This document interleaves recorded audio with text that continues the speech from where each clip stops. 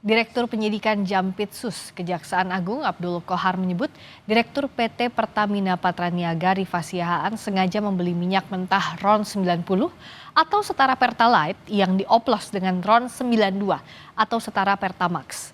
Tidak hanya itu, Kejagung juga menemukan modus mengangkat harga biaya pengapalan secara tidak wajar dalam impor minyak mentah. Tersangka RS melakukan pembelian atau pembayaran untuk RON 92, padahal sebenarnya yang dibeli adalah RON 90 atau lebih rendah, kemudian dilakukan blending di depo untuk menjadi RON 92 dan hal tersebut tidak diperbolehkan atau bertentangan dengan ketentuan yang ada.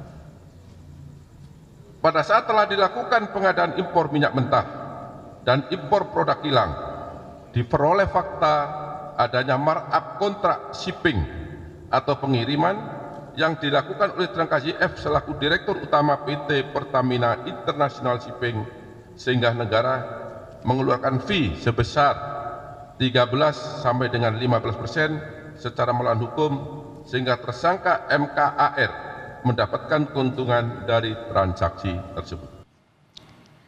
Penyidik Kejaksaan Agung menemukan biaya tata kelola minyak yang tinggi memengaruhi subsidi BBM yang dibebankan ke APBN dalam bentuk skema subsidi.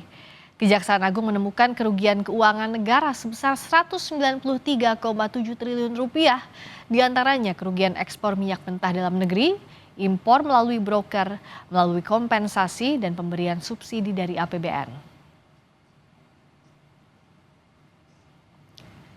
PT Pertamina menyebut menghormati proses hukum yang ditangani Kejaksaan Agung dan siap bekerja sama untuk penyidikan. Pertamina memastikan kasus yang ditangani Kejaksaan Agung tidak berdampak terhadap distribusi BBM dan LPG di masyarakat. Pertamina menghormati Kejaksaan Agung dan aparat penegak hukum yang menjalankan tugas serta kewenangannya dalam proses hukum yang tengah berjalan di subholding Pertamina. Pertamina juga siap bekerja sama dengan aparat berwenang dan berharap proses hukum dapat berjalan lancar dengan tetap mengedepankan asas hukum praduga tak bersalah.